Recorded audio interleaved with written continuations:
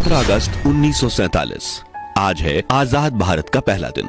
200 सालों के संघर्ष के बाद आखिरकार हमारा महान देश आज आजाद हो चुका था। एक तरफ करोड़ों भारतीय आजादी की खुशी में झूम रहे थे, वहीं दूसरी तरफ लाखों बंटवारे के दर्द से करा रहे थे। उस शाम 5 बजे इंडिया गेट के पास प्रिंसेस पार्क में लॉर्ड माउंटबेटन को ब्रिटेन का झंडा उतारकर भारत का तिरंगा झंडा फहराना था। उनके सलाहकारों का मानना था कि वहां करीब 30,000 लोग आएंगे, लेकिन वहां 5 लाख लोगों का सैलाब उमड़ पड़ा।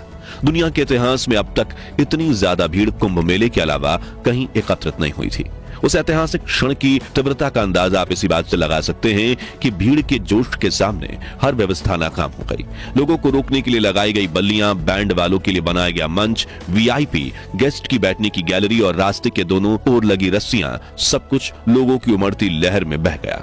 बैंड वालों के चारों ओर इतनी भीड़ थी कि ढोल बजाना तक नामुमकिन हो गया। लोग इतने करीब करीब बैठे थे कि उनके बीच से हवा का गुजरना भी मुश्किल था। उस भीड़ में हजारों ऐसी महिलाएं थीं जो अपने दूध पीते बच्चों को सीने से लगाए खड़ी थीं, इस डर से कि कहीं भीड़ के दबाव में उनके बच्चे कुचले ना जाएं।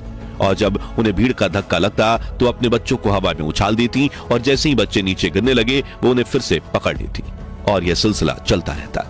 एक समय तो ऐसा हुआ कि सैकड़ों बच्चे हवा में उछाले जा रहे थे, मानो आसमान से बच्चों की बारिश हो रही हो। तभी पंडित जवाहरलाल नेहरू वहां पहुंचे। उन्हें देख लोगों ने जय हिंद और भारत माता की जय के नारे लगाना शुरू कर दिया। उनके पीछे लॉर्ड माउंटबेटन की 17 साल की बेटी पामेला भी प्रिंसेस पार्क पहुंची। पंडित नेहरू ने पामेला की तरफ देखा और चिल्लाते हुए बोले, तुम लोगों के ऊपर से फांदती हुई मंच पर आ जाओ, वो बुरा नहीं मानेंगे। पामेला भी चिल्लाई, मैं ऐसा कैसे कर सकती हूँ, मैंने ऊंची एड़ी की सैंडल पहनी हुई है। नेहरू ने कहा, सैंडल हाथ में ले लो और आगे बढ़ो। फिर पहले नेहरू लोगों के सिर पर पैर रखते हुए मंच पर पहुंचे और फिर उनकी देखा देखी पामेला भी अपने सैंडल उतारकर हाथों में लेकर इंसानों के सिरों की कालीन पर पैर रखते हुए मंच तक पहुंच गई, जहां सरदार पटेल की बेटी मणिबेन पटेल पहले से मौजूद थी। लेकिन पहली बार भारत का तिरंगा फहराने वाले लॉर्ड माउंटबेटन दूर दूर तक नहीं दिख रहे थे। कुछ मिनट ऐसे ही बीते और फिर माउंटबेटन की बग्गी वहां पहुंची, जो लोगों के सैलाब के बीच इतनी बुरी तरह से फंस गई थी कि वो उसमें से उतरने की सोच भी नहीं सकते थे।